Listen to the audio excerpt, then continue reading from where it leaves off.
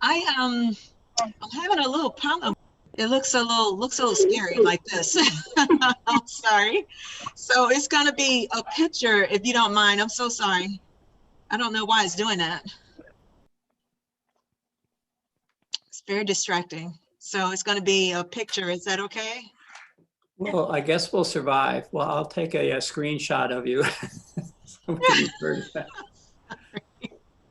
I've never seen that. I think I take my glasses off. Maybe that'll help. I'll send over hair and makeup. Maybe that will help. I'll do that too. I could use that. Okay, everyone, I think we are ready to begin. There may be, looks like 2 more people yet to come on. Welcome to our first session of the Arts Business Academy for 2021. My name's John Collins, and I'm the Executive Director of the St. Petersburg Arts Alliance. Also on this call, Zoom, is Tracy, who is the one who is putting together all the educational programming for us this year. She's on screen somewhere. I can only see 3 of us. And I think I saw Rondi's on the call too. And Rondi is working on our programming and fundraising for our Arts Alliance and sits in on these as well. What we are going to do is ask each of you every week to work on your elevator speech. So not to make you get very scared about having to speak right now, but we would like each of you to introduce yourself, no more than 30 seconds or a minute, who you are, your name, not your life history, but not even really why you're here, but what business is it that you have or you would like to start or grow, which is presumably why you're here. So, and we're pretty informal. And we'll go through that. And then our speaker, teacher, faculty member for today, Eve, will take it from there with a presentation that she did for us a few months back, which was very, very well received by the general public. So let me do that first. Maybe Eve, you could take down your screen for a minute. Sure. And I am going to try to go to the chat. I'm not the chat, sorry. The list, so that I can see all of your names in a row and hopefully I won't miss someone. But first, Eve, would you like to introduce yourself first as our faculty member, and then we'll begin. Sure. Hi, everyone. I'm Eve Epstein. I am a St. Pete native, moved back here in 2015. My background is in labor and employment law. Everything from helping small businesses grow, handle their back office, to being a trial attorney at the Department of Labor. In 2019, I founded my startup, Soul Venture. And what we are is a back office HR department for freelancers. So we focus on those new freelancers, on their most basic needs, from incorporating to accessing benefits like health insurance and life insurance, to managing their quarterly taxes. We're currently a mobile app. We have some features live on our website as well, if you prefer those sort of things. And today I'm just going to give some overview of how to get started. Thanks, Eve. Next on my list is Denise Mahoney. Are you out there on mute? I can't see your picture, Denise. Denise can't hear you. She's having some technical difficulties, so she might get off and then get back in again. Can everybody hear the audio? I've got 2 people that can't. Yes. Yes. So if those that cannot, well, they can't hear the audio, they can't hear me. We could, hopefully they'll check the chat. We'll come back to Denise then. Welcome back. Next is Jeffrey Barris. Jeffrey, how are you? It's nice to see you again. I have some of your art in my office here, that, as a matter of fact. I've got to come get that. So my name is Jeffrey Barris. I'm a fine art photographer. I'm looking to, since the COVID thing, I'm at 5 Deuces Galleria, and we used to have art walk, and then we had a wine tasting, and then we had an artist, guest artist opening every month. And since COVID, we've been shut down. I have some pre-existing conditions, and I don't feel very comfortable. During Art Walk, we'd get 200 or 300 people come through here, and I just wouldn't feel comfortable with anything close to that. So, so we're kind of closed down. I'm looking to kind of expand my business into more online sales. I have a good product to market. I have tons of work. I just need some help marketing that. Thanks, Jeff. Nadine McDowell? Yes, hi. So I'm a artist as well. I'm specifically in sculpting, and I like to do figures. And so I've just started my business. I just got my official tax ID and a mentor through the St. Pete little greenhouse, and they recommended that I take this class so that I can avoid making the common mistakes of all artists who launch a business. And let's see, I want to get better at this. Here I am.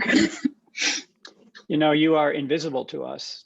Well, because I find myself distracting. I like to look at other people. Okay, just wanted to let you know, putting yourself out there. Kelly.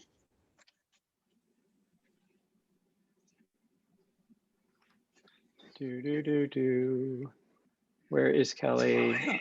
On my I'm screen. here. I couldn't hear you for a minute there. Can you Tell hear us a me? little bit about yourself. Yes. Okay. Well, I raised my family in Gainesville and moved.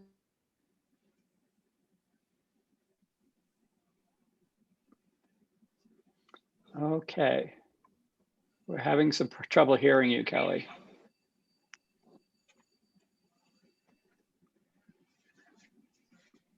For clay. I have a sculpture background. I used to sell handmade items and custom-made things on Etsy about 10 years ago, but after it was bought, I feel like they made it really hard for the small artists to be really successful. So I haven't been there in quite a while, and now I just feel like I have the opportunity and the time, and I'd like to get back into creating full-time, and I'd like to be able to set up a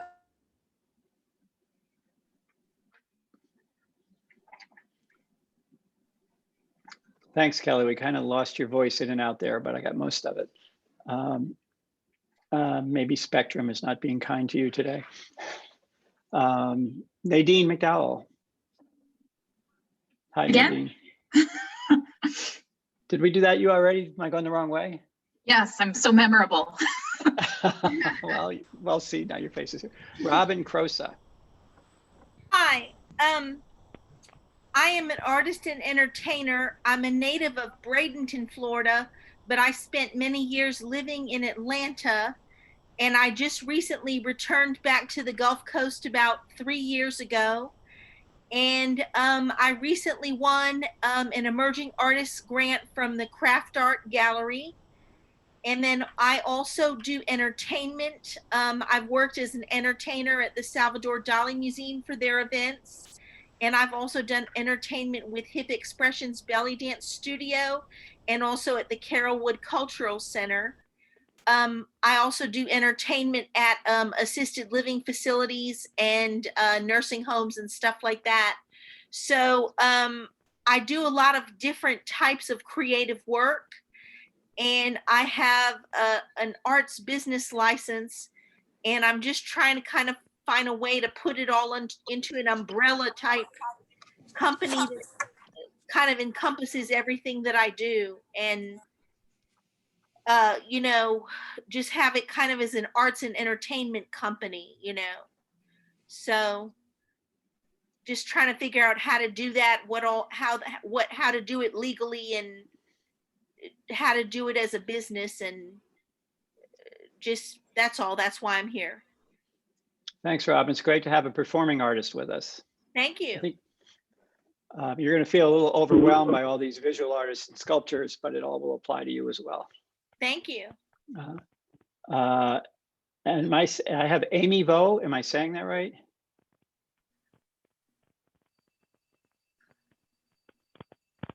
It's actually Amy Alich Volpe. Oh. I'm an artist, but I'm also the education coordinator at the Morean Art Center. I had a little bit of time off over this past year, and when we were closed, and it kind of inspired me and sparked me to start working on my own art. So I'm primarily here for that reason, but I also, anything that I can take back into my position at the Morean would also be really helpful. Terrific. Thanks. Bo, how are you? Hey, John, great to see you. Everybody, I'm Bo Kunchman. I'm a partner with Studio Gelato, which is a gelato and art company that is currently serving at music and art festivals here in St. Petersburg, Florida. And recently I became a general contractor as well. And now I'm launching a venture called St. Pete Decor, which will be pairing local arts with the home staging industry. And we're also going to be doing focus on affordable housing with our developments. Thank you, Bo. So my participant list is moving up and down and all around. I'm just going to go back to pictures here. How about Rachel? Hi, everyone. So my name is Rachel Blasco. I'm a classically trained graphic designer / marketer with a passion really for more hands-on forms of art. So mixed media art, upcycling and repurposing, garden art and wind chimes. But my main focus right now is really growing as an art mentor through my coaching business, trying to help people embrace and explore their creativity a little bit more. So essentially trying to find all of the hidden creatives and artists that there are out there, and basically helping to inspire them. So at this point, I am thinking that I want to start featuring local artists and what their mediums and modalities are, because oftentimes people don't know, what art form, all the art forms that there are, whether it's metal to sculpture to just crafting, so to essentially create a platform and a space for that would be, I think, my main goal. But I'm at this point just getting started and need some help, I guess, synthesizing my vision and my ideas, and then moving forward with that. So, thanks, Rachel. Is it Kiki? Am I saying that right, Kiki? Yes, I come from Brazil and recently moved to St. Petersburg. I live in downtown St. Petersburg. I am an artist. My background is hospitality business. I own hotels in Brazil, on the northeast of Brazil, on the coast. And I left my kids there and then came here to start my dream business, which is my artwork.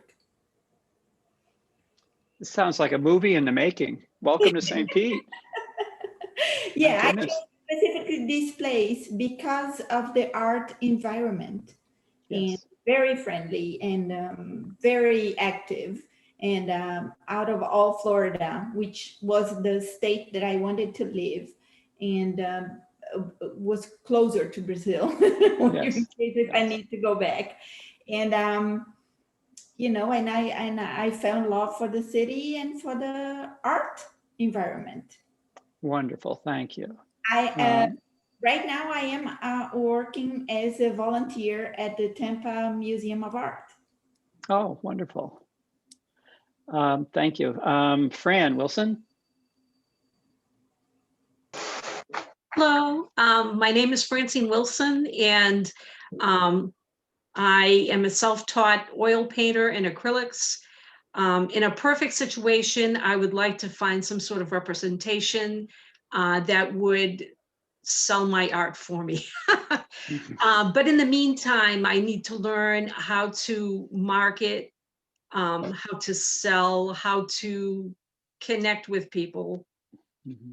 So I'm just starting out, and I saw this course and I thought it was perfect.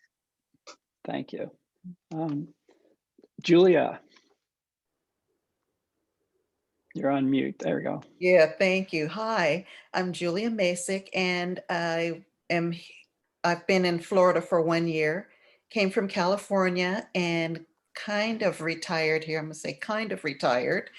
I actually joined this art class last year, but after 2 classes, I fell and broke my arm in 3 places. So I couldn't get to and from class. I'm so glad to be back.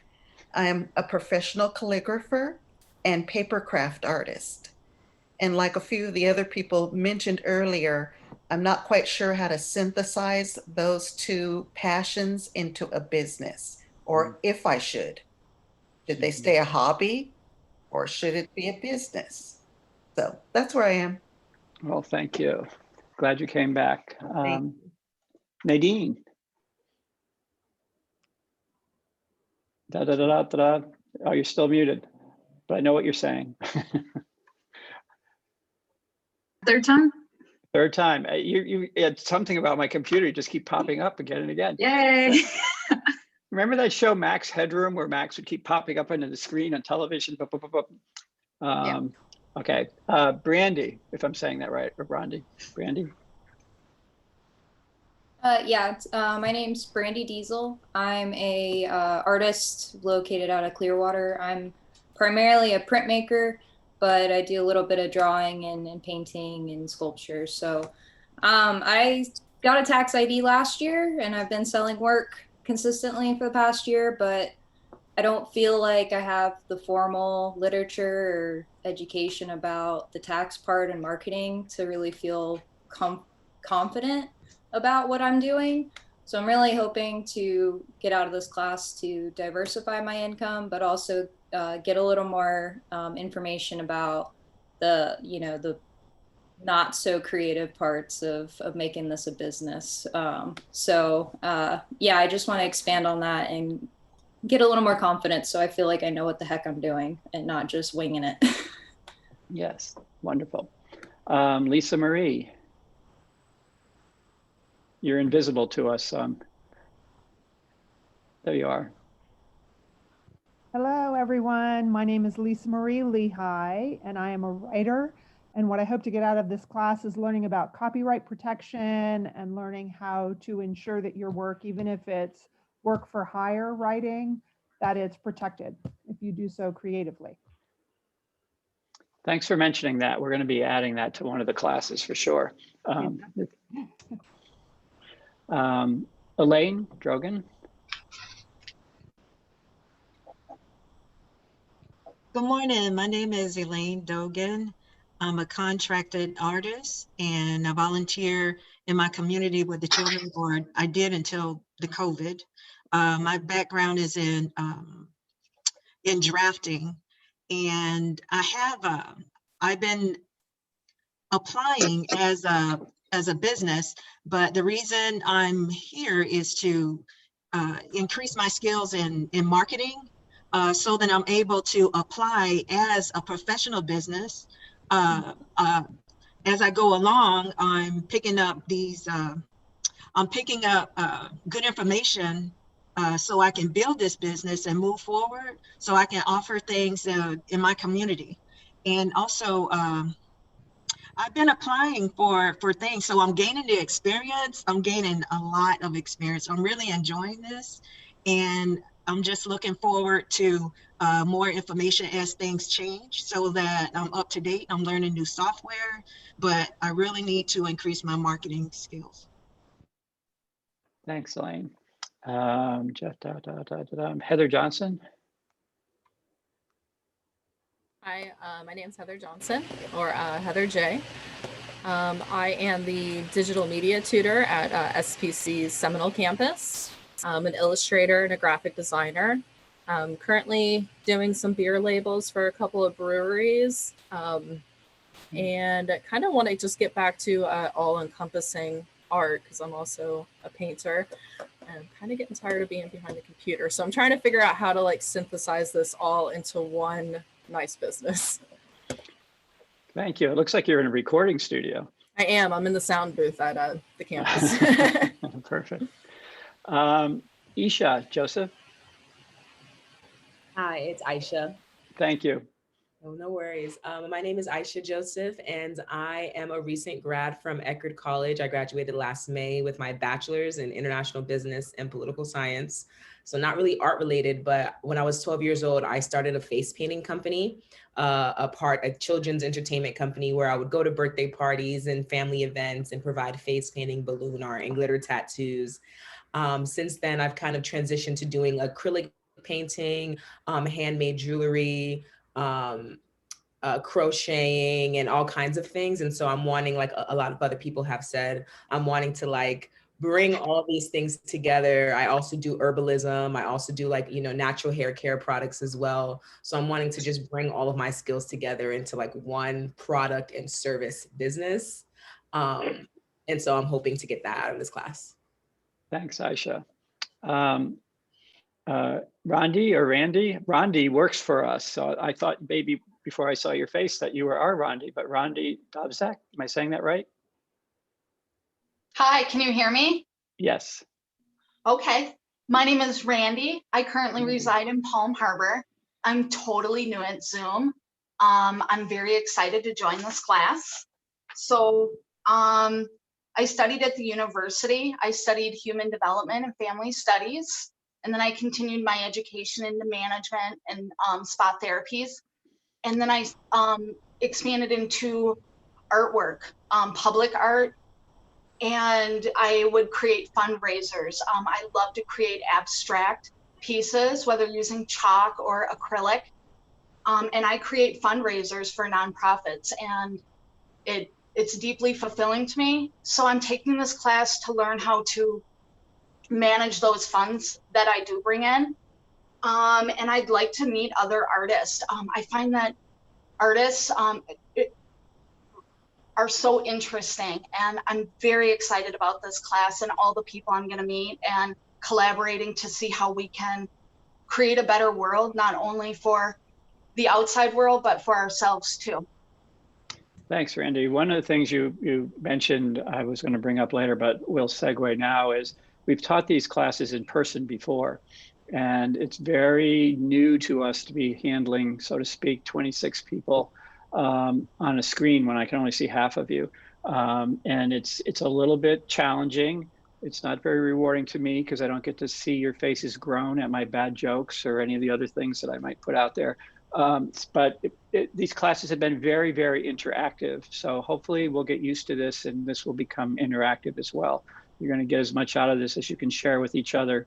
And then we tend to adopt you as our students for the next 6 weeks. We'll be emailing you lots of stuff over the time. And it's not homework, you don't get graded on it, but I do expect you to at least read it and try to apply it to yourself. So again, this is just the first phase of who are you? And then what we'll be sending you before next time is how to turn that into your first elevator speech. I didn't want to do that today because we want to get to Eve's presentation pretty quickly. Sorry about that break. Let me move us to Liv Scully. Hi, my name is Liv. My real name's Olivia, but I go by Liv. I am an artist in St. Pete, and I've also, I'm an Indian Rock Speech native, so I've kind of grown up in the area.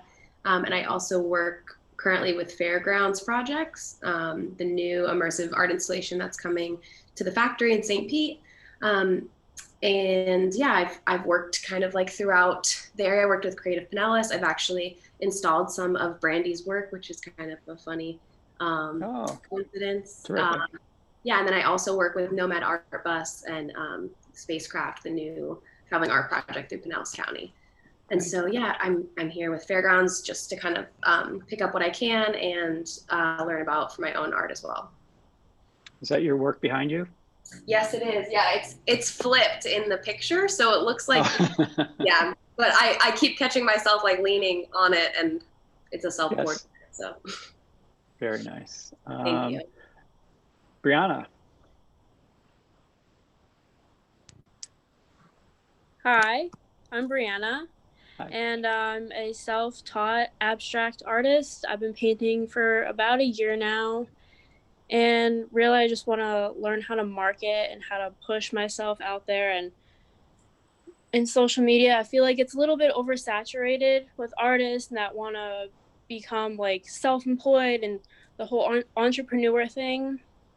And I just have trouble with that in marketing, and I just would like to learn as much as I possibly can, and yeah, just get to know other artists and make connections, and that's really it. Thank you. Jared?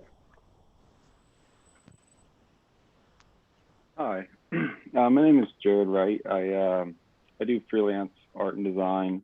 I also do fine art. I used to do a bunch of gallery shows, but obviously that's all slowed down since COVID. But I just wanted to, kind of like most of you guys, I do a bunch of different stuff, and I have random sources of income in obviously various sizes. And I just want to kind of figure out how to maybe a little bit more structure in my business so I can have a little bit more predictable income. And I think just more structure helps me be more creative. That way I can relax a little bit more, knowing that, you know, the stuff that I don't want to worry about, I don't have to worry about. So I just think a little bit of the, you know, the taxes and incorporating and stuff like that. Just want to learn a little bit more about that stuff. Terrific. That's why Eve's here today. Dennis DeBon. I think you're out there. Are you? There you go. Yeah, can you hear me? Yes. Oh, okay, great. My name is Dennis DeBon. I'm a working class artist. I derive about close to 100% of my income from my artwork, and I've been doing that since 2008 when I did my very first art show, the Cool Art Show at the St. Pete Coliseum. My next art show a week later was in Philadelphia, where I was doing a wholesale thing, and I gained a bunch of galleries that I still wholesale my artwork to. So between doing art festivals and wholesaling my artwork, that's my main income, and I've been doing that for the last 13 years. In fact, I have an art show this coming weekend in Mount Dora. The next week I go to Jupiter and I do Artie Gras. The week after that I'm in Stewart doing an art show. 2 weeks after I'm in Bonita Springs. And so I travel around the state right now, setting up my booth and selling my artwork quite a bit. A lot of the shows have been canceled, unfortunately. But I'm on here taking these classes in order to become a little more computer savvy, I guess you could say. That probably that's why I don't have my camera set up right now. So I'm trying to be, and especially with everything going virtual right now, a lot of the shows that have been canceled, like, I don't know what's coming up that's been canceled. Winter Park got moved back, but Mainsail got canceled already. And oh gosh, what else? Gasparilla got canceled. Tarpon Springs got canceled.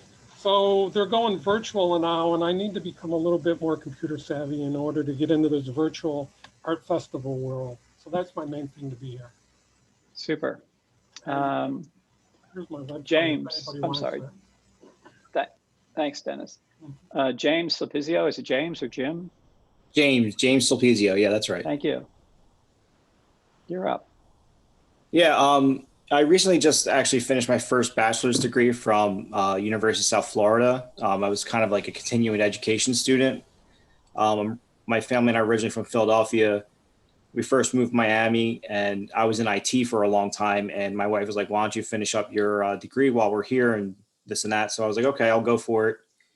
Miami to here to Tampa now. And I finished up, and, you know, COVID happened, of course, the last senior year stretch. So I was kind of anticipating, hopefully, was working with either museums or galleries and touring with art. But obviously everything's changed.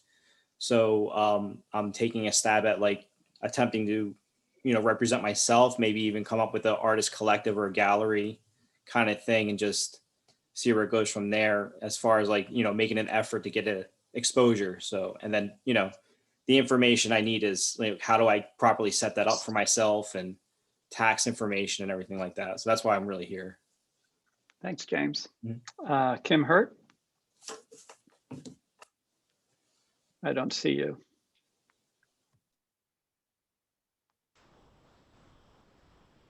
She wrote in the chat. Kim is in the chat. Oh, is she the one without a microphone? Okay, just keep listening. How about now? I'm sure I'm not going to say that. Ms. Vasquez, is it Yesenia? Yes, Yesenia. Thank you, Yesenia. Hi, my name is Jessie. I currently work for Painting with a Twist. I manage their studio here in Clearwater. I'm also an artist in St. Petersburg, and I've been more focused on managing the studio, and I feel like I've learned so much about the business side of art that I just wanted to take this class to kind of apply it a little bit more to my job, as well as my personal life and my personal art, just so I can gain the knowledge on how to market, how to put myself out there with my art, and also try to apply it to my job currently. Thank you. You're And Derek Kearney. So I can turn this on for now. Hi. There you Okay, so my name's Derek. I have been doing like kind of art, well, abstract art really for the past couple of years here. A lot of like fluid abstract stuff, pouring, things of that nature. Also some folk art type of deal, some glass art. Originally started as a musician, did video editing for a number of years. So kind of a full background of different types of creative things. Last year, I actually put together, the sort of company sort of build type of thing. And I'm just wanting to make sure that I can get everything where it needs to be and kind of in focus. Just kind of after taking some time, and last year going up and down or whatever, I want to come back to, the business and make sure that I have everything kind of set up correctly and move to where I can move forward with it finally. Thanks. That's quite a background you got there. I love that. Cups. Yeah, those are the cups from some of the pieces that I've made. So very cool. Did I miss any other students? Denise, please. Okay, so I just moved here about a month ago. I'm a mixed media painter and printmaker. I moved here from the Seattle area, and I've been working on my art for the last 10 years, trying to figure out how to make it a business without much of a business background. So now that I'm here, I want to do it right, get the right foundation, and I also want to teach workshops, so I want to understand that side of the business too. Thanks, Denise. Any other students? Let me go to Nadine. Yeah. There's always one in every class. What am I going? Tracy, why don't you introduce yourself? Because you're going to be seeing a lot of Tracy over the next 5 weeks. Hello, everybody. I'm Tracy Kennard, Associate Director with the St. Pete Arts Alliance. I probably emailed a lot of you during this past couple of weeks, but like John had said, I handle the education for Arts Business Academy and our Zoom meetings, and I'll be sending you emails throughout this whole experience every week, asking for evaluations and things like that. If you have any questions, let me know. I've been talking to a couple of you in the chat too, so hopefully by next week, everybody's audio will be good to go, and video as well. And I also work with the Palladium and Creative Pinellas, doing social media work for them and Florida Craft Art and a few other entities, and was with the Warehouse Arts District for a while as well. So I've got arts in my blood, even though I'm not an artist, for the past 10 years or so. So it's good to see your faces finally. Thank you, Tracy. And Rondi, I see your names there, but you're invisible too.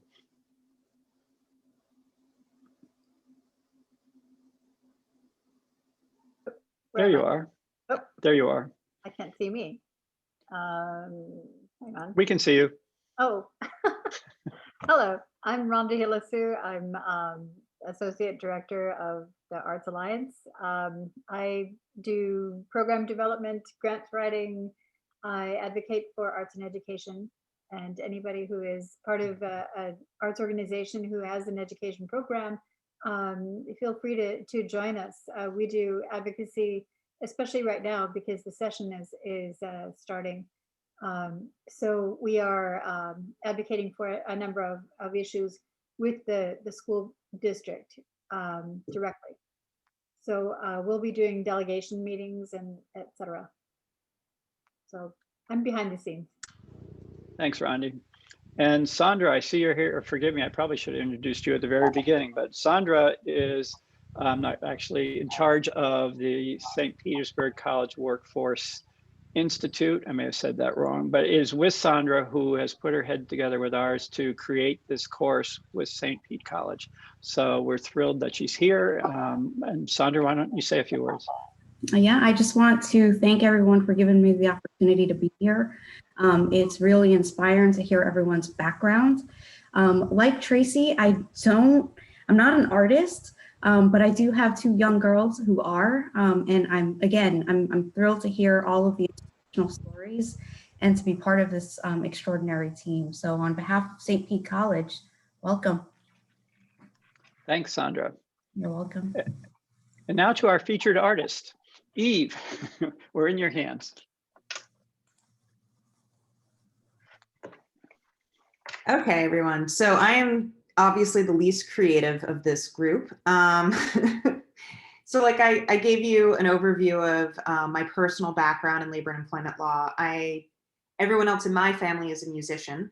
And so we have a lot of independent artists in our family. And as we were all talking, I took some good notes and edited the presentation a little bit to adjust. And that's pretty much how freelancing works.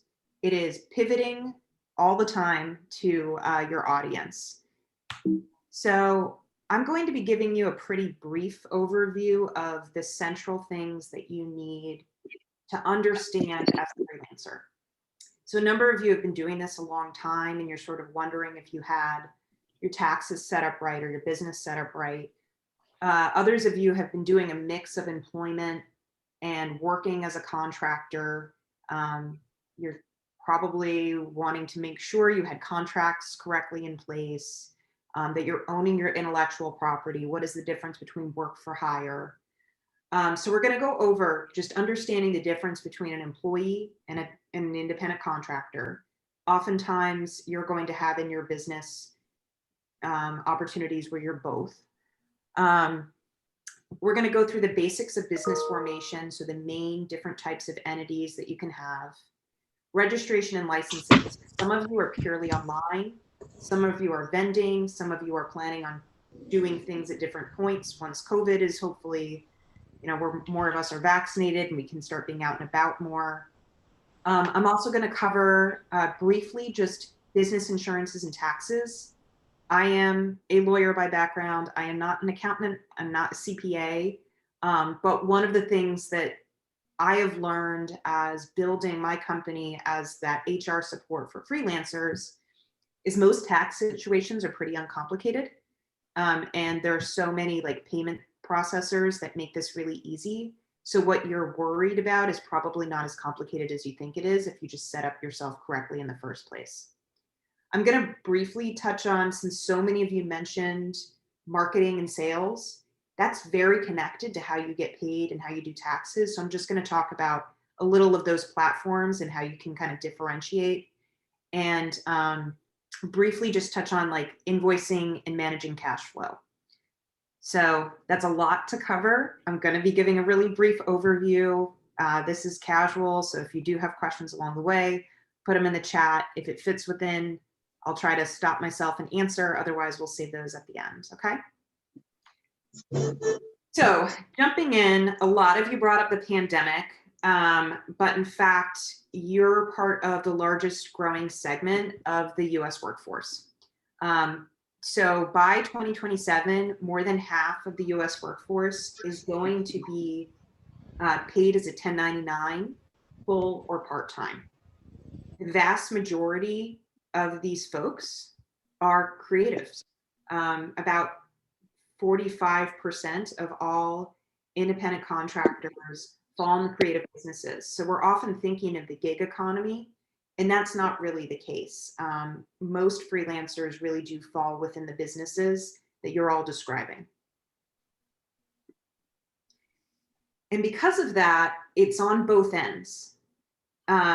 You're not only looking to move into self-employment, but most businesses, museums, industries, they're all working with independent contractors.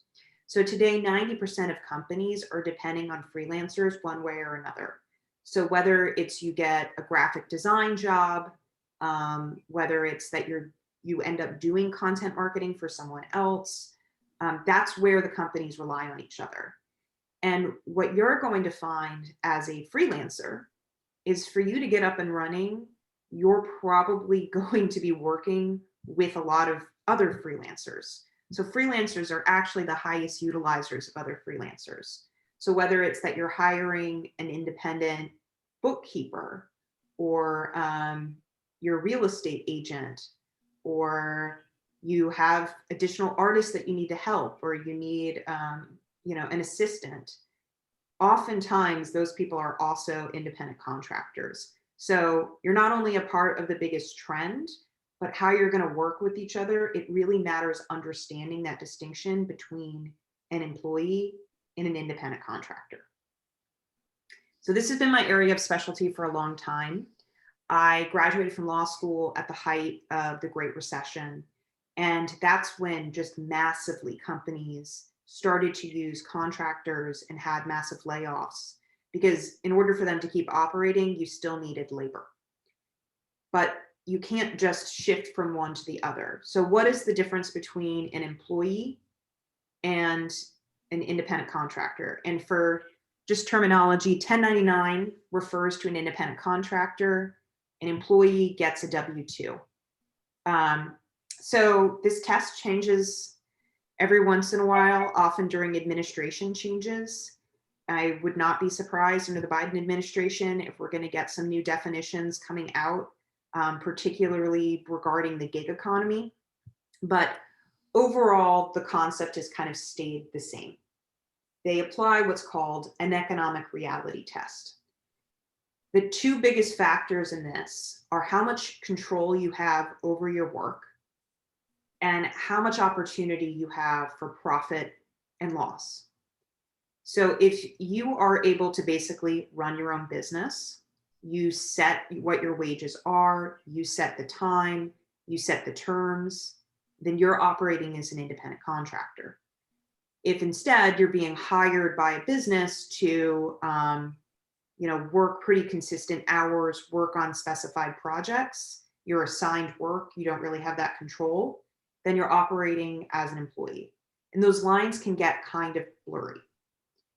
One of the things that independent contractors need to make sure to do is that, one, make sure that you actually set up your business in the first place.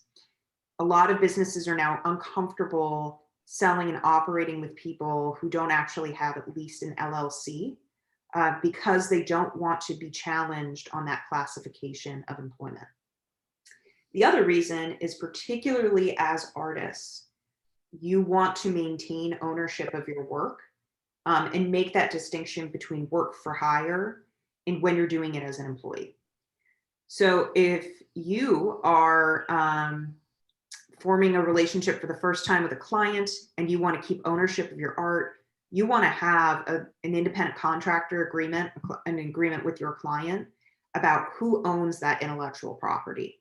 I always recommend that you first set up your business, then you, before you engage in any sort of relationship where you're going to be performing, whether it's you're producing an art piece for an event, or something that has some longevity to it that you want to take some ownership of, you want to do that as your own entity as an independent contractor.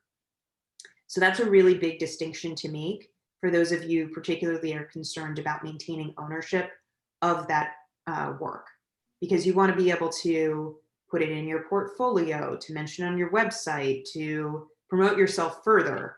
And if you don't actually maintain ownership of that work and you did it as an employee, then you've basically lost that opportunity. There's a comment, about the slides afterwards. Go for it, but I keep these pretty generic. So Let's jump into the types of entities there are. Now, I heard a lot of you mention that one of the things you're trying to do is sort of synthesize your business. And what's interesting, this actually came up after the last time I did this presentation, where we had someone who had just very different business types. One was just like construction work and the other was their art. Could you put that under one umbrella? Let's first talk about what these different entities are. As an independent individual, you're going to be one of three things. There's a sole proprietor. Sole proprietor means absolutely nothing. That is what you are on day one. It gives you no legal protection at all. That is just really you out as an individual. You don't even need an employer identification number for that. So why is that not good?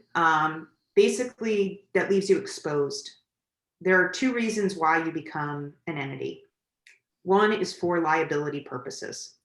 So in order for you to get insurances, in order for you to be able to get loans, to keep yourself from being sued for, if you accidentally, there are all sorts of things you might accidentally do as, like malpractice type things that happen as an artist. Maybe you weren't able to meet certain timelines. What you don't want to do is then make your personal bank account or your business or your home exposed. So a limited liability company does exactly that. They vary by state, but in the state of Florida, they're only $175, super simple to set up, and it gives you that liability protection. On top of that, there are lots of tax advantages. I know as creatives, you want to focus on that creative part. But at the end of the year, if you want to make this a viable business for yourself, you're going to have taxes to pay. You want to be able to take certain deductions so that you can maintain yourself as a business, because you won't have anyone taking money out of your paycheck for you. So limited liability companies give you that protection. They're very easy to set up, and there really is no reason to operate as a sole proprietor. Now, if you're very fortunate, and this happens with a good segment of freelancers, if you're making a good amount of money, you might want to consider adding an S Corp designation. So people think there's a difference between, like a corporation and an LLC. There is, but both of them could be S Corps, because what it really comes down to, it's an IRS designation. So if you've heard of people talking about S corporations, what they're talking about is an IRS protection against double taxation. And the truth is, day one, you starting out on this, unless you think you're making bank that first year, just stick with the LLC. The only reason why you would want to have that extra protection is if you think you're going to be making so much in self-employment income that you want to be able to take further deductions. That doesn't happen as much with artists. If it does happen for you, that's great. You might want to also have a CPA at that point. I would say the vast majority don't really need it in the creative business. So clear as mud, right? Basically, it comes down to, I would say 99% of you should have an LLC. Whether you should put all of your different businesses under one umbrella kind of comes down to, are they similar enough in risk?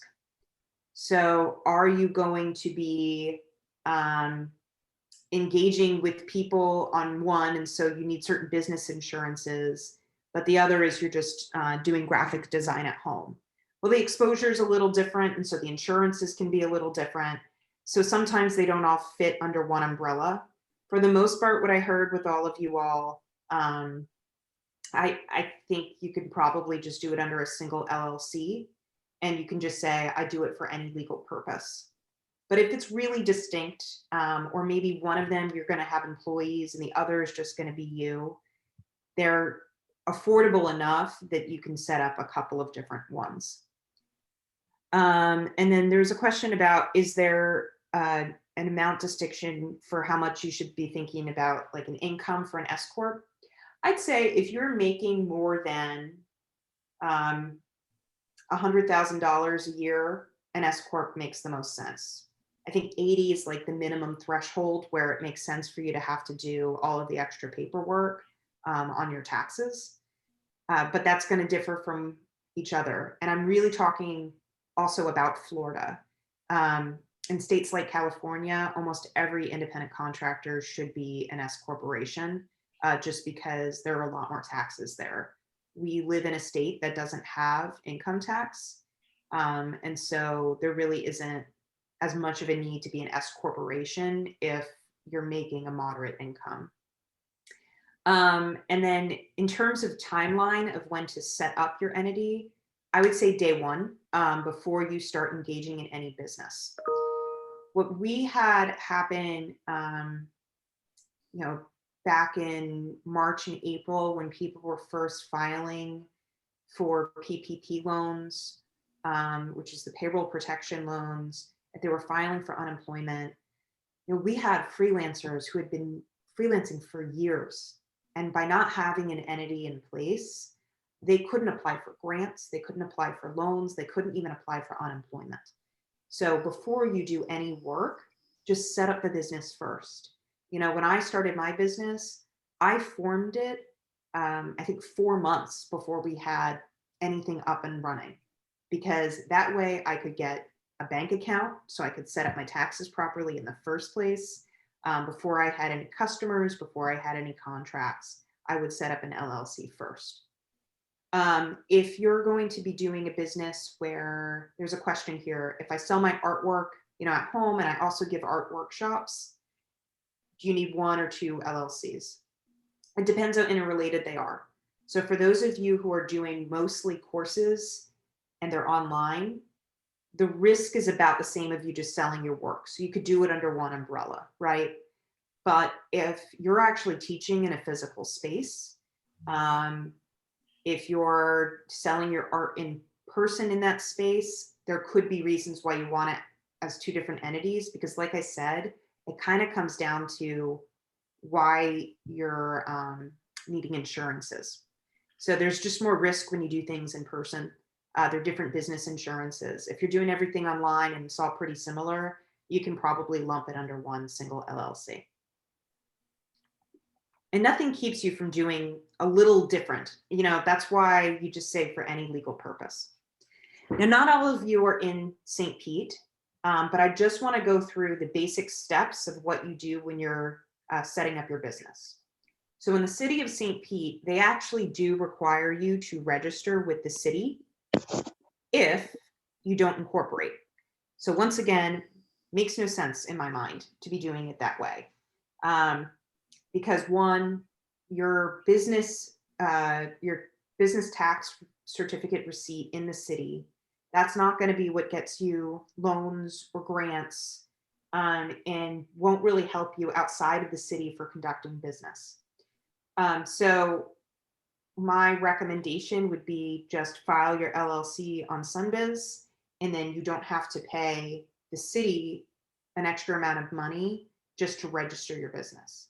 Now that's different than licenses, which I'll talk about in a second, but I'm just talking about getting up and running and creating the business. All different cities and municipalities have different requirements. If you're registered with the state, you're going to be exempt from having to pay that city money. So step 2, this is really the easiest thing that you can do. Go to sunbiz.org. You need like 5 pieces of information. If you would prefer to do it through us, we do it on our website. We make it super simple for folks. In Florida, if you're going to be an LLC, it's $125. There's also going to be annual reporting. We'll talk about it in a second. So a lot of times people think this is a one-time event. It's not. So you're going to be having annual reporting costs. But that first time is going to be $125. If you decide that you'd rather be a nonprofit, and so you're going to incorporate as a corporation, the cost is less, but all of the obligations are a little bit more cumbersome. So anyone here who's ever worked at a nonprofit, run a nonprofit, there are so many other tax rules to be dealing with.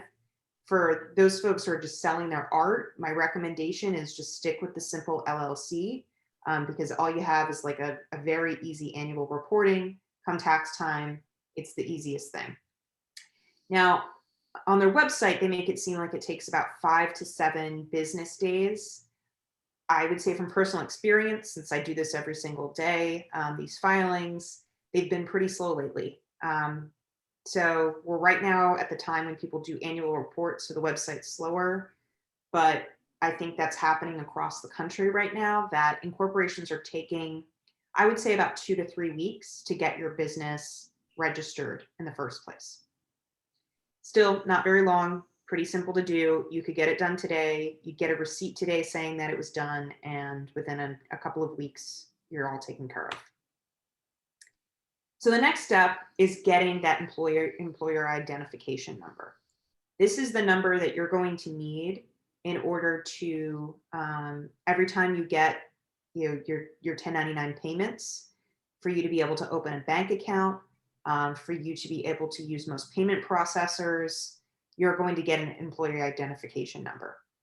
What's so simple about this is as soon as you get notification from the state that your business is set up and that you have your LLC, there's going to be a link, and you click on that link with the IRS, and you fill out 2 forms, and you have your EIN, and that actually happens pretty instantaneously. So what I recommend doing is, if you have any business that you're thinking of doing today, set it up now, and you'll have your EIN all within about 2 weeks, and then you can get up and running. You can set up your bank accounts. If you also at that point decide you really do want to run this as a nonprofit, or you are going to be making a lot of money, there are 2 other forms on the IRS website that you can use to get your S Corp designation or your nonprofit designation. It's really like clicking a box. The problem is the end of the year when you're doing your taxes that you have to be compliant with all the rules.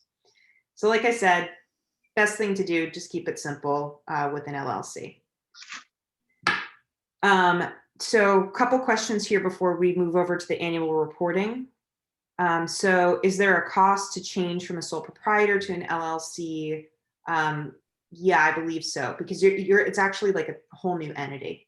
So you're going to be registering as if you're registering for the first time.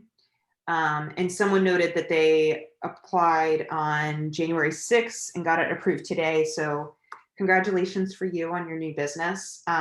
Like I said, yeah, it's been taking like 2 to 3 weeks.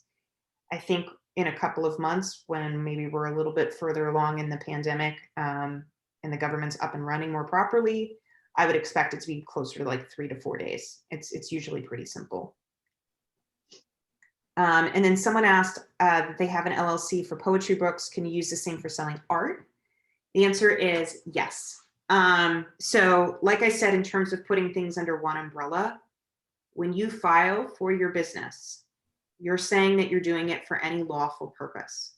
The only reason why I'm recommending for some people to have more than one entity is if the businesses are so distinct that like one is riskier than the other. So like if you're selling food, or if you're having employees, or if you're doing things, like mural painting, where you want certain types of protections for your, like under an insurance policy, you might not want to pay as much for that and then roll it in with your artwork, because they're just really different businesses. I don't know if that makes sense. If someone has like a clarification, and I will be sharing my website after all of this.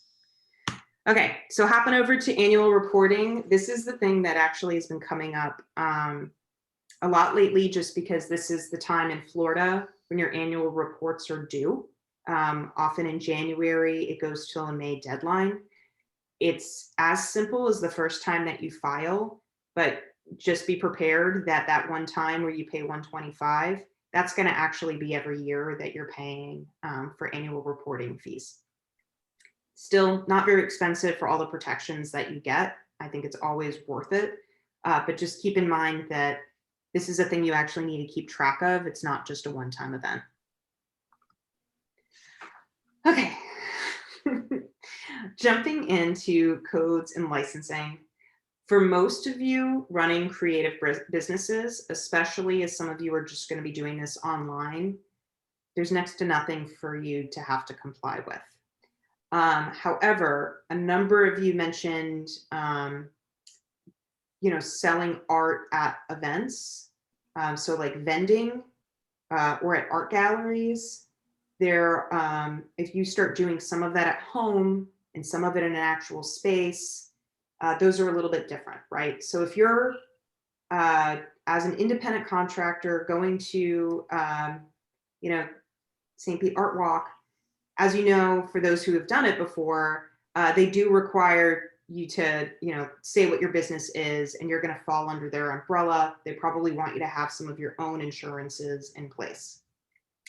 If you start selling art outside of your home and having people physically come into your space, you are making your house a business.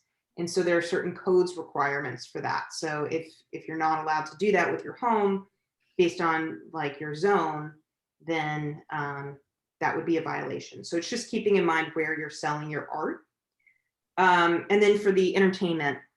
So if food or alcohol is being sold, not if you're giving it away for free, but if you're selling it, once again, there are codes and licensing requirements for when you do that sort of thing. A lot of you as artists, you're going to be just going to others' locations. These aren't actually your building. And yeah, for example, like the person talking about painting drinking classes, right? Painting with a Twist, that is a building that actually has to meet certain codes, requirements in order to be able to sell alcohol. If they sell food, there are different rules there. So just keeping that in mind, that's usually when it comes up for artists. For the most part, there aren't business licenses that you need that are specific in Florida. And of course, for those of you who mentioned that you might travel out of state for selling, every area has their own vending requirements. So just keep that in mind, that with your business, once again, that's why it's really good to have an LLC as opposed to being an individual. Because if you do make a mistake and you get a penalty or you get sued, it's your business that gets sued. It's not you personally. And that means that your personal bank account isn't at risk. Your home is not at risk. So it's another reason why you really want to have a formal business in place. Also, it may be a requirement in order to get certain licenses to show that you have a business.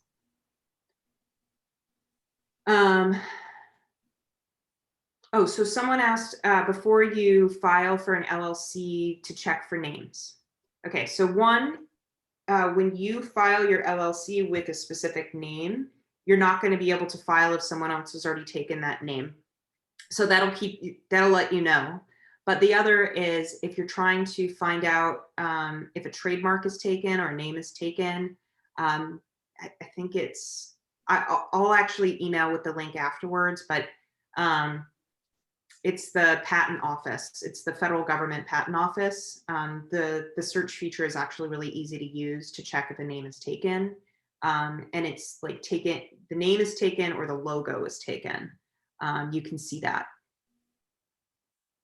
And then for people who asked if, do you let your LLC dissolve? So like, let's say you want it to expire, it will expire on its own, right? So you have annual reporting requirements. If you do want to dissolve your business and do it properly, it's the same thing on the website. You just update just saying you want to dissolve it. And that way you don't have annual reporting bills that are outstanding.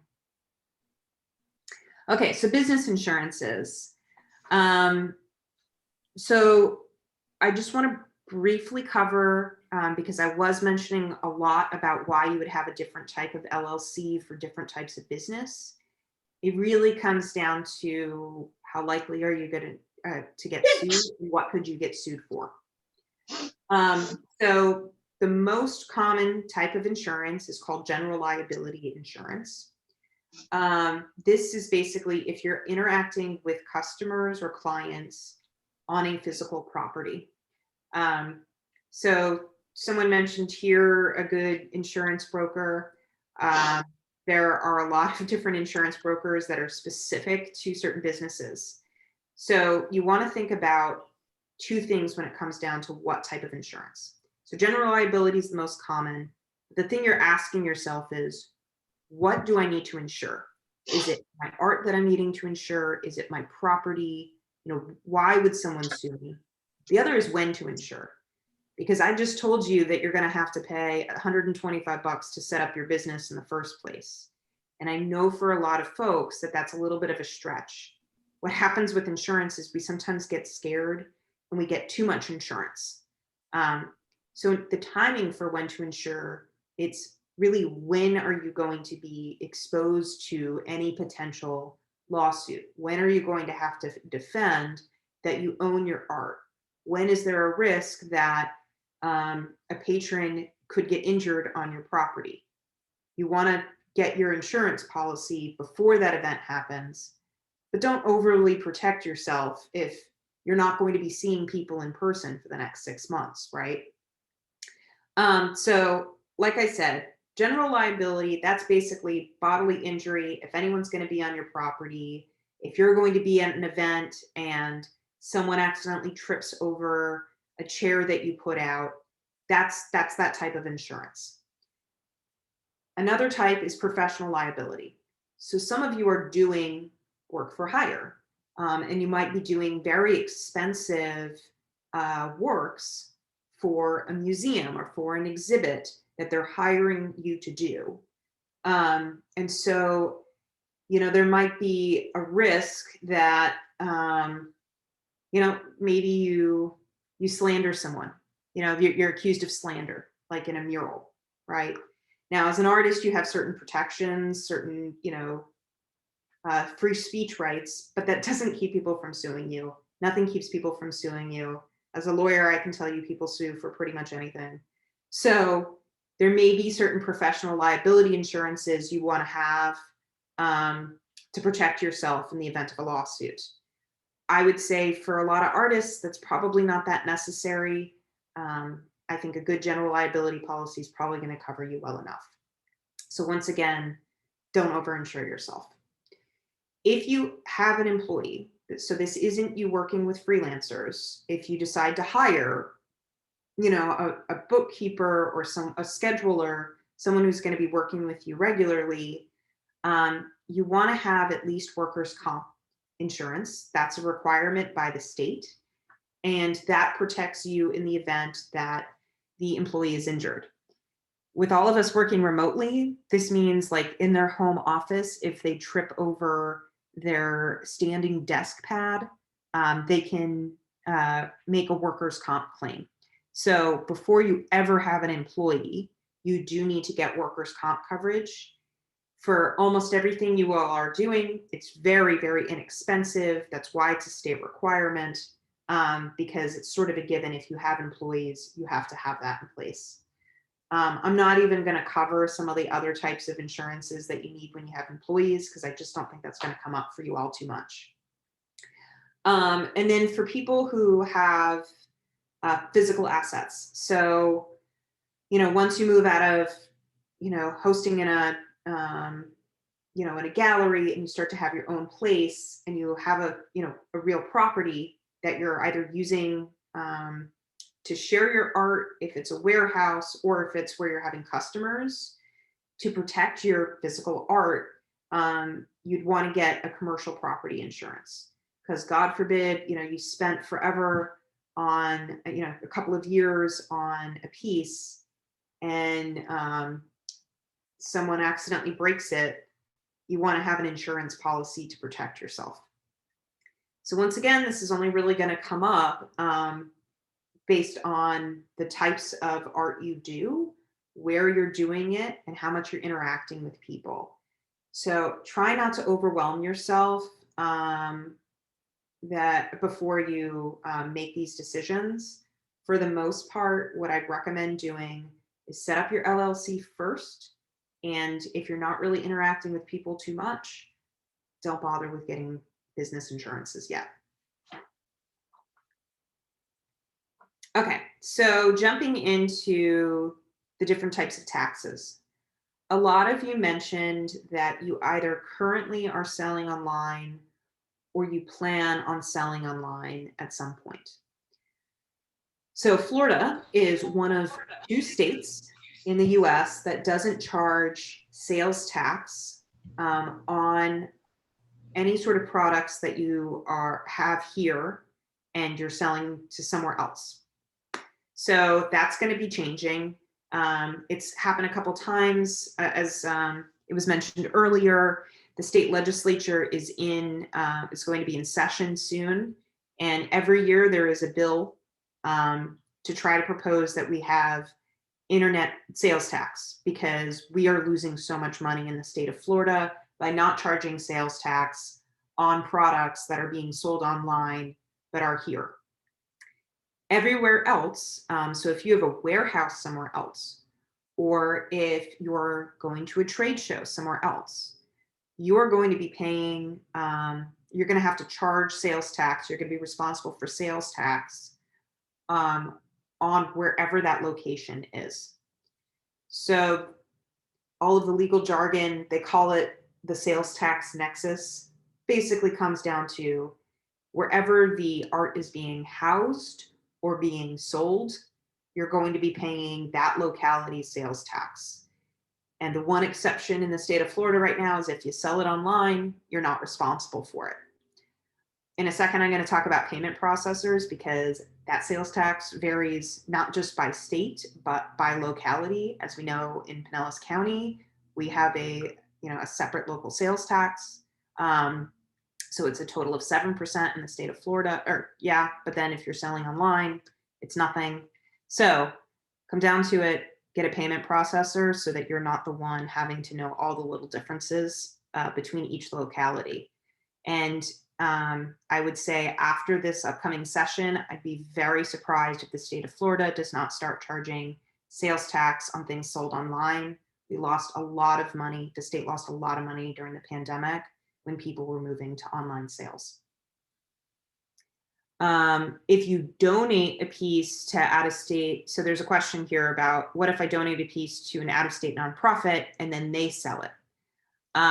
So if it's a donated piece, that's different than sales. So donations are always taxed differently than sales. If someone is commissioned to sell on your behalf, then they're going to have to pay the sales tax for wherever they're housing it. So that nonprofit is going to be probably, if they sold it at a profit, this wasn't like a donation or an event, they may have some tax liability. Almost surely they do. Once again, I'm not an accountant, which is why I always recommend using payment processors that keep track of all of those changes.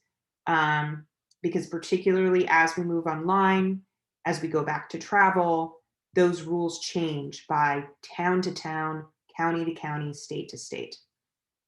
The other thing that you will have, though, is self-employment tax. This is the thing on the federal level, a lot of people don't realize as independent contractors. When you're an employee, you have a business that is taking out payroll taxes, right? They're taking out for your Social Security. They're taking out for your Medicare. Those deductions, actually have to make on your own income. So a good rule of thumb is setting aside about a third of your income that you're making on self-employment, or from your self-employment income. It's going to be going towards taxes at the end of the year. That's another reason why you want to have an LLC in place, because an LLC will enable you to take certain deductions that lower what your income was for the year.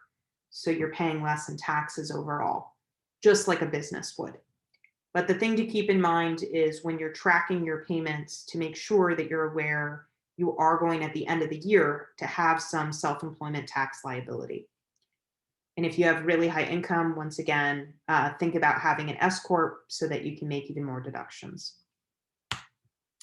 Okay, so a lot of you brought up marketing. So this is actually a slide I threw in while you all were having some questions. Oh, someone asked, how does, before we just jump out, there was a question about Social Security. So is your Social Security lower because you're making deductions on your taxes at the end of so I'm assuming the question is, are you going to have less in Social Security when you retire? Yeah, so that's right. So you're going to have less in Social Security. No, that's not what's going to be happening. So it's going to be based on what your taxable income is, yes.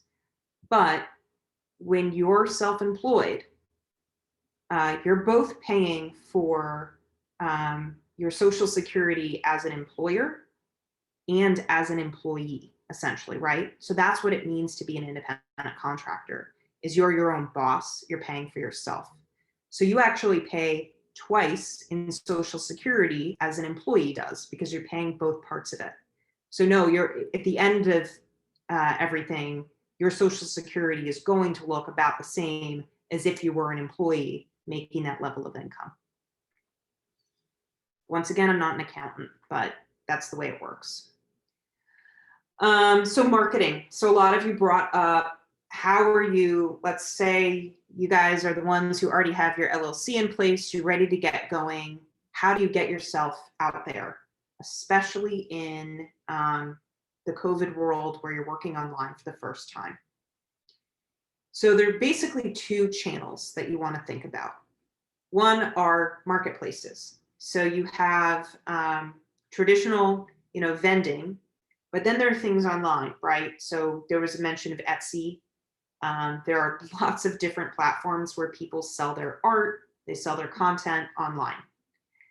All of them take a portion, they take a commission for making it easy for you to be able to use. So like a Shopify store, all of them take a portion of your proceeds, but they make it really easy to get paid. They make it easy to set yourself up. That's one way of marketing yourself. If you don't want to just be in a search bar, but by being on a marketplace, that's where you can actually promote yourself outside of just internally on that website. So you have an Etsy store, you don't just have to advertise in Etsy and be in the search bar. Etsy does have different features to enable you to be like the center focus when someone's searching for it, but you can also promote that store outside of the website. Alternatively, you can just have your own website. They're actually super easy to build nowadays because there are lots of different templates, lots of different ones that integrate with either Stripe or Shopify or other payment processors to make it really easy for you to use. As artists, what you're really needing to be focusing on is giving your portfolio and highlighting, whether you're doing commission work or whether you're trying to sell your art, it needs to be as beautiful as they're going into a store. For your website to be found, you also need to keep in mind that everything's about search nowadays.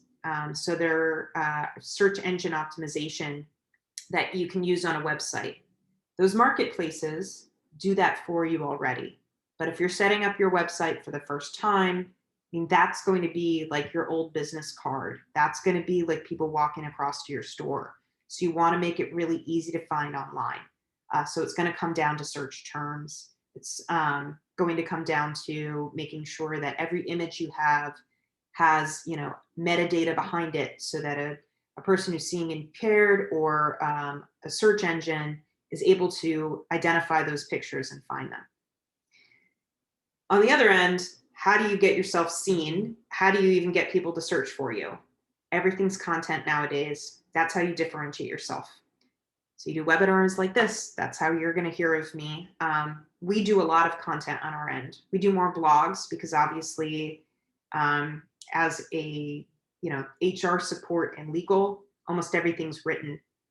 Because you're visual, you want to think about having like a YouTube channel, especially for those of you who are giving workshops.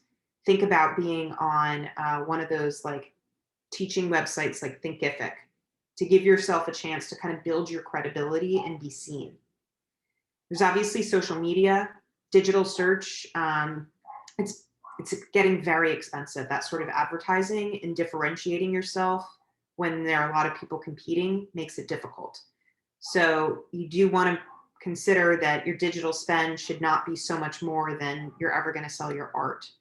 I really think that it's building brand and building loyalty, and that's going to come down to content.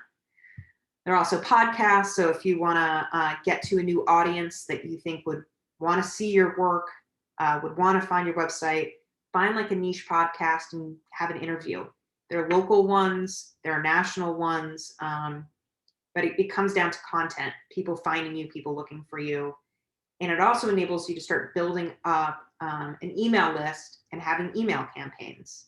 Because many of you are visual artists, I mean, that's an opportunity to share when you're having events, what your pieces look like, promote your store. You know, it takes often people 3 to 4 times to engage with you before they're ready to make a purchase. So you really want to think of doing all of these things instead of just choosing like one channel. When it comes down to how much you want to share in terms of your profits, whether you want to do an online marketplace and give a portion of your transaction, or you want to have your own website, if it's just you out on your own, the more you're going to have to spend on promoting yourself and getting your brand out there. And so finally, how are you going to manage all of the different sales taxes, and how are you going to get make sure you get paid? And at the end of the year, how are you going to calculate everything? Lots of different ways you can do it. Some people, they're great with Excel. You can also use, we have a system for self-employment taxes. Some people want QuickBooks Self-Employed. It's about $10 a month. I think you often need an accountant to make that work. So those are good in terms of figuring out your billing.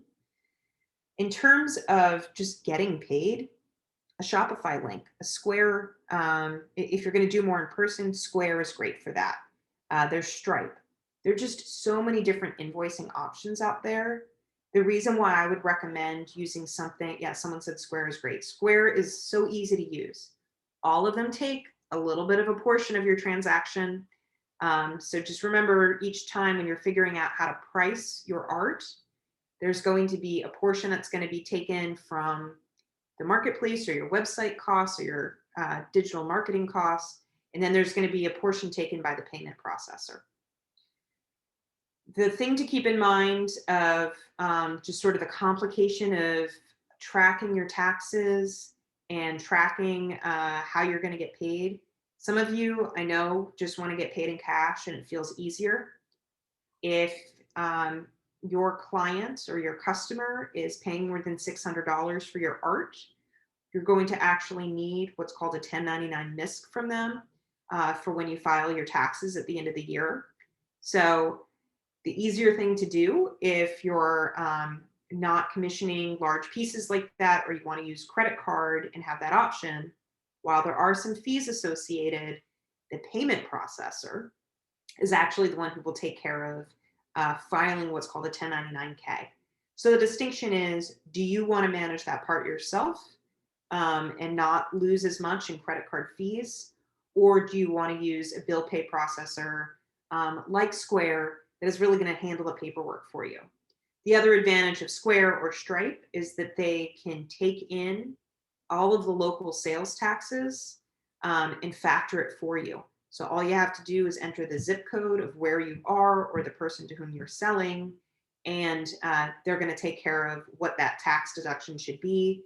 Then it comes in a simple spreadsheet at the end of the year. So all of these things you could do on your own. My thinking is, for most of us, we spend about half of our time on this non-billable back office work. So it might be easier for you at first to just use a couple of these different features. Think about getting something like Square or Stripe to kind of manage your billing and invoicing in the back end. And then if it ends up feeling like it's taking too much out of your business and your costs, then move back to going to Excel spreadsheets and see if you really want to manage it that way. I always think it's safer to just start a little bit more structured, with a little bit more support as you start to learn as a business person, because in the end, we all need to be business people. We all need to be digitally knowledgeable and being able to work online. Rely on the easier resources at first, and then as your business gets more complicated and you're thriving and you really know what you're doing, then maybe you can cut out some of these applications. And I think that's pretty much all I had. I'm trying to look if there was any other question. There's a question about just engagement with nonprofits, about sharing revenues and donations. So I don't really want to get too much into the specifics of how those taxes work, just because, once again, I'm not an accountant. But I do know that donations are taxed at a different rate. In fact, I might have some notes somewhere on that. But I don't know off the top of my head how that operates, so I don't want to give you bad advice. And then a question about whether you can keep your employer identification number when you change your entities. I would not do that. EINs are free to get with the IRS. It's a whole separate business. So unless you're transitioning from one thing to another for purely name purposes, I really think the easier thing to do is just form a new LLC, start from scratch with a new EIN, is probably the best approach. I feel like I've answered every question along the way to the extent that I could. So is there anything else that I can share? I think you've pretty much covered it all. Thank you, Eve. I would add for some of the questions that revolve around nonprofits, show me there, and this has always been going on, that there's sometimes a misperception of what a nonprofit is. And as someone who runs a nonprofit, let me assure you all, we have to pay taxes. And even if it was a nonprofit donated performance, the minute cash changes hand, it's no longer a donation. It's we have paid you. And if it's over $600 by law, we have to report that on a 1099. So if you want to make $599, you might get away with it on your end, not reporting it, but we would have to report it. And the IRS does, whether the IRS is checking up more and more on those things. Yeah, thank you for answering that. That's one of the things that I do want people to remember about, trying to become a nonprofit, is that you have a lot of paperwork and requirements in order to maintain that status. It's so much easier as just an independent LLC, even if you do lots of donations and lots of good volunteer work. And later on, we can cover just what is deductible as a nonprofit. I mean, as a person donating to a nonprofit. You may think you're donating a $600 painting to a nonprofit, and you can deduct that, but all you can deduct is the cost of your materials. The IRS doesn't care about the art that you put into that artwork. And you have to be able to justify that. But we'll come back to all of those things. There's also going to be a class up outside of the academy coming later in February that we'll all let you know about, led by Susan Plage, who is an IRS tax expert and former gallery owner and loves what she does, and and you all will be invited to that as well.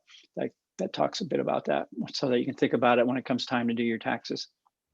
But when we come back to Eve, thanks so much. We are recording this, so if anybody needs that, we have that. We can share the slides, although as Eve said, it's kind of generic, but it may get you thinking about it. And we will be emailing you some things to look at very soon for our class next week, which has 3 remarkable gallerists, gallery owners, one who's now selling online, one who is just an incredible marketeer as well as artist, and one who is more of a traditional gallerist and an artist. So mostly you'll hear about the world of marketing your art and how to approach a gallery, how to sell your art online, whether that actually is performing arts or visual arts, but it will be a bit more focused on visual arts. And I think we are thrilled to be able to have them. It'll be more of a panel presentation discussion, and you'll be able to ask your questions as well.